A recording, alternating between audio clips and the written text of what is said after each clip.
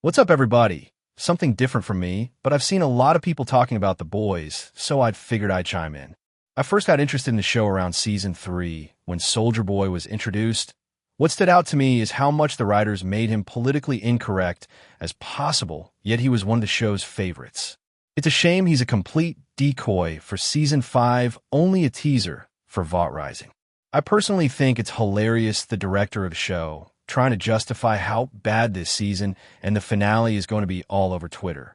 The ultimate criticism of capitalism and politics while chasing more products and pushing political agendas instead of investing the budget into the development of your main show is comical. I'm also wondering what happened to the characters of Gen V. Instead of having them be vital to the plot, they would rather just give Kimiko powers that doesn't make any sense to the story. What's also interesting to me is how much they're constantly trying to parody Trump and Christianity, in which I don't have a problem of them trying to critique, but when the full season is the same trope episode after episode, it becomes very clear. One of the unfortunate aspects is the people who are still fans of the show saying that the conservatives and mega supporters are finally realizing that they're getting made fun of, when in reality, it's all propaganda with no plot execution at hand. The only consistent narrative this show might be Butcher's thirst to kill Homelander, but even then the chances upon chances for the main characters to die has lost all suspense, making Frenchie's death completely unattached to most fans. They would rather introduce more characters in the finale season of the show instead of finishing out the plot points of the main characters. Seasons 4 and 5 have been complete filler flip-flop nonsense. Homelander went back to where he was raised to kill out that part of him only to still be completely needy and dependent on validation. The vision of Stillwell calling him a god must have meant nothing if he was still reliant on Soldier Boy's affection. Many fans also don't like how Soldier Boy was going back and forth this season. I understand them using him as product for more series, but they didn't even have his character act the same way he did in season 3. Another character that they didn't develop well this season was Starlight.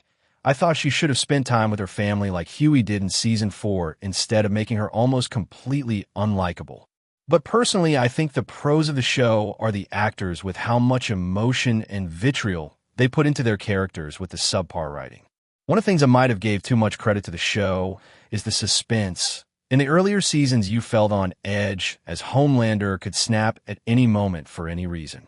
Also, that there was real-world development within this universe. Now, everything feels like a set piece or inside of one room. I highly doubt they're going to give any of the main characters a satisfying ending and most likely to use them for The Boys Mexico. I never actually watched Gen V seasons 1 or 2, but I thought they would have some relevance to the universe. But for them to cancel season 3 and not to develop the final season only push for spin-offs says a lot about the intentions of the director.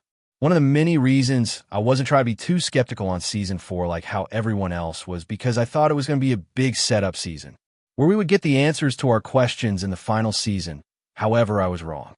Why does Soldier Boy suddenly love Stormfront? I thought he loved Crimson Countess. Are we actually going to see Butcher versus Homelander? What's going to happen with Vought? Are Huey and Starlight going to be together like the comics, or should they just get rid of Annie? What's going to happen to the rest of the boys in their story arcs?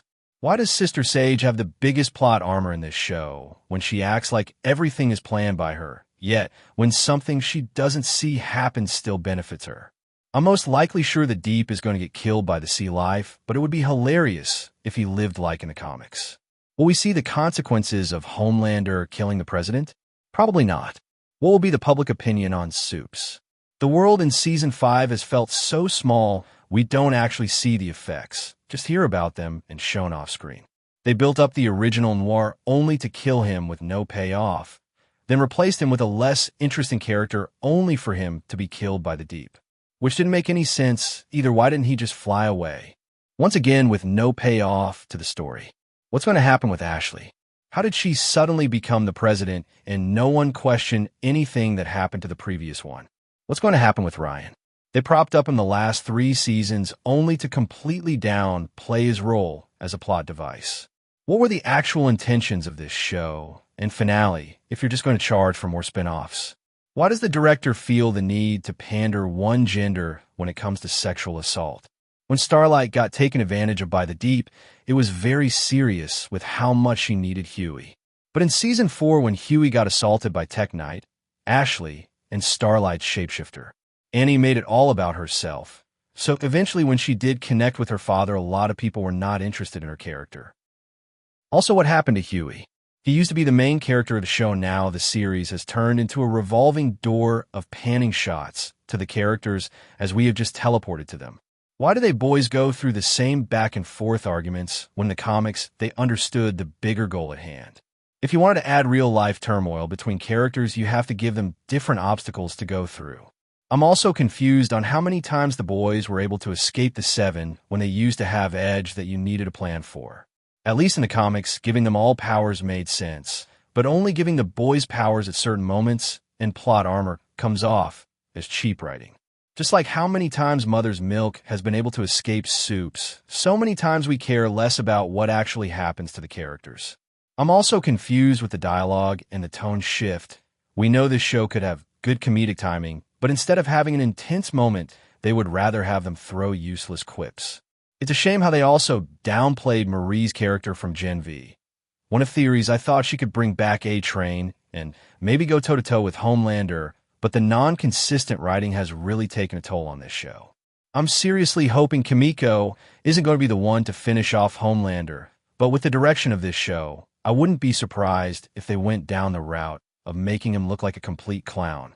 Also, why do previous characters in the show disappear off-screen with no resolution to their arc or to the story, but the writers add new characters that backstories aren't going to be fleshed out either? What also I didn't understand is what was the point in having the character Firecracker? If she has that much power and presence, the citizens should have questioned her abrupt dismissal. But once again, everything in this show is easily explained off-screen with no explanation to the audience. But even with all the negative parts of the show, in which there are a lot, I'm still somewhat optimistic the finale episode will surprise us.